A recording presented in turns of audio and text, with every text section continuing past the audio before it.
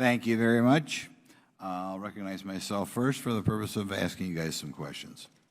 Both the Department of Defense Inspector General, and this is for Mr. Tenaglia and Mr. Khan, either one.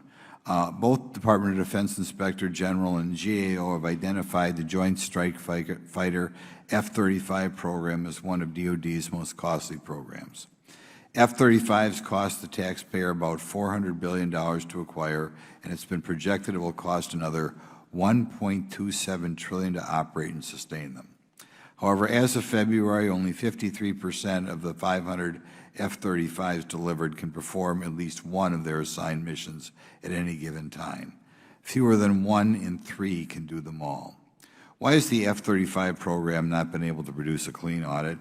And what problems have your agencies identified that prevent an accurate accounting of the F-35 program?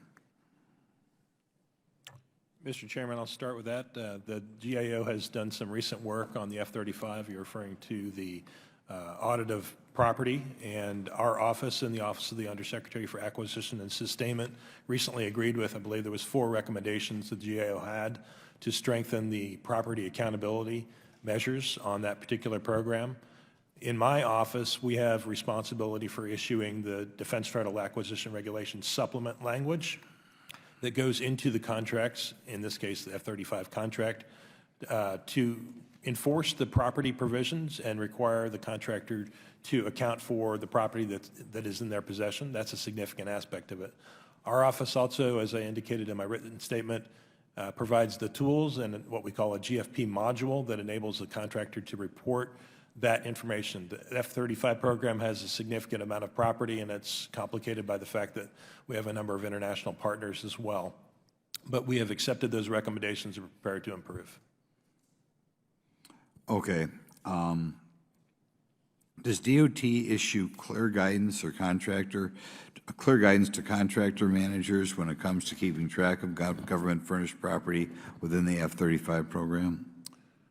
The GAO's criticism of the clarity of that guidance was one of the recommendations. And I will say we have worked with that program office to make sure that the terms and conditions that go in that contract are clear and unambiguous. Also, we are working to take those lessons and understand what improvements we might make to that clause that's put in every contract. We need to be absolutely clear about the responsibility of contractors that have property in their possession. Okay. Mr. Khan? The Joint Strike Fighter or the joint program and the government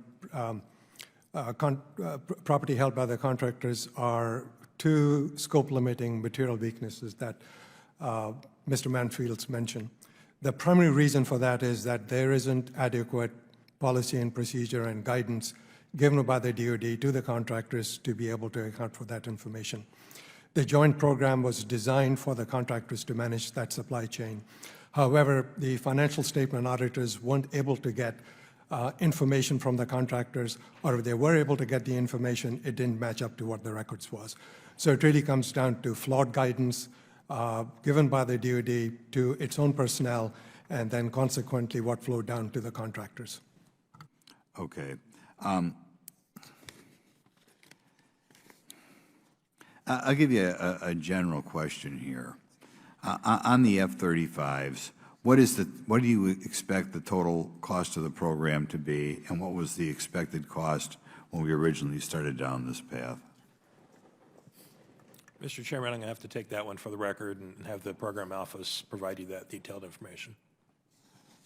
I'm sorry, I didn't hear you say it again. I'm going to have to ask the program office, the Joint Program Office, to provide that information for you. Okay. Congress has allocated $113 billion over the past 2 years to provide Ukraine with assistance. In November of last year, DoD Comptroller and Chief Financial Officer Michael McCord stated that the war in Ukraine is a really great example of why it matters to get this sort of thing right, of counting inventory, knowing where it is. Through the work of the Department of Defense, Inspector General, and GAO, it's clear DoD does not know how much money it has in the Treasury or how much equipment it has, or even where it is. Given that, do you believe the Department of Defense has the capability to accurately track the money and equipment we have provided to Ukraine and ensure it does not fall into the hands of our enemies?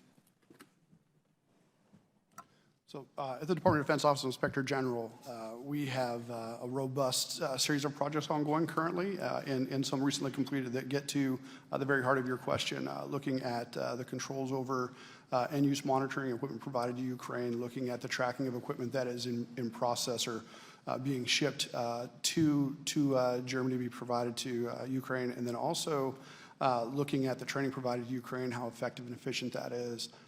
And then a number of other projects where we are also focused on the impact of that on the DoD itself in terms of its operations as it draws down from pre-positioned stock to provide that to Ukraine.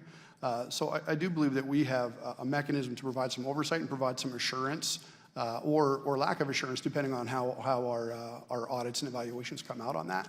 But I'd say right now we're still in the process of providing and performing a lot of that work. Thank you, Mr. Garcia.